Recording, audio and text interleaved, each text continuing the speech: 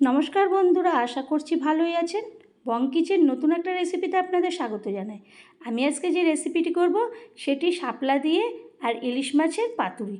তার জন্য আমি কালো, সাদা আর সর্ষে নিয়েছি, আর নিয়েছি পোস্ত আর কাঁচা লঙ্কা। তারপর একটু লবণ দিয়ে একটা মিহি পেস্ট করে নেব।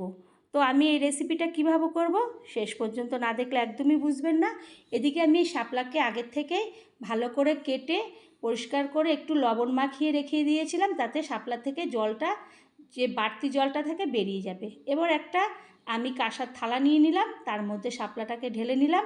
এরপরে দিয়ে দিলাম লবণ, হলুদ আর লঙ্কার গুঁড়ো, এইগুলোকে দিয়ে দেব। তারপরে সর্ষের তেল দিয়ে দেব। এরপরে আমি সর্ষের তেলটা দিয়ে দিচ্ছি। তারপরে আমি দিয়ে দেব মাছগুলোকে, ইলিশ মাছগুলোকে আগে থেকে ভালো করে ধুয়ে পরিষ্কার করে লবণ মাখিয়ে রেখে দিয়েছিলাম, তাতে লবণগুলো মাছের মধ্যে ঢুকে যায়। তারপরে আমি যে সর্ষে পোস্তর পেস্টটা কাঁচা লঙ্কা দিয়ে করেছিলাম সেইটাকে ঢেলে দেব। এরপর হাত দিয়ে আমি ভালো করে মেখে নেব। এদিকে আগের থেকে একটা কড়াই বসিয়ে দিয়েছিলাম, তার মধ্যে সর্ষের তেল আর কালো জিরা ফোড়ন দিয়ে, যাতে ফোড়নটাও গন্ধটাও ছাড়বে। আর আমি এইটাকে ভালো করে হাত দিয়ে চটকে মেখে তারপরে প্রথমে শাপলাগুলোকে আমি পাতিয়ে দেব। প্রথমে তলায় শাপলাগুলো পাতিয়ে ওপরে মাছ দিয়ে দেব। তো আমি এই রেসিপিটা কী করে করলাম একবার হলেও দেখবেন এবং বাড়িতে ট্রাই করবেন। আশা করছি গরম ভাতে এই এক তরকারি দিয়ে আপনারা পুরো ভাত খেয়ে উঠতে পারবেন।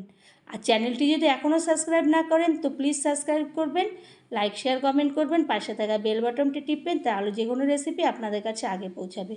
এরপরে সমস্ত মাছ শাপলা দিয়ে মশলাগুলোকেও কাছিয়ে দিয়ে দিলাম। দিয়ে গ্যাসটাকে একটু সিমে দিয়ে আমি একটা ঢাকনা চাপা দিয়ে রেখে দেব। আমি বেশিক্ষণ লাগবে না, 5 মিনিটের মতো। শাপলা তো নরম আর ইলিশ মাছও খুব তাড়াতাড়ি হয়ে যায়। দিয়ে দেব। তো এই রকম একটা রেসিপি যদি বাড়ির লোককে করে একদিন খাওয়ান, আপনার কাছে তারা বারবার করে খেতে চাইবে। কারণ এই রকম গরম ভাতে এক থালা ভাত এটা দিয়েই আপনার বাড়ির লোকদের খাওয়া হয়ে যাবে এবং আপনারও দেখবেন বারবার করতে ইচ্ছা করবে। এরপর ঢাকনাটাকে তুললাম, তো একটু জল ছাড়ছিল শাপলার থেকে, তখন গ্যাসটাকে বাড়িয়ে দিয়ে জলটাকে শুকিয়ে নেব।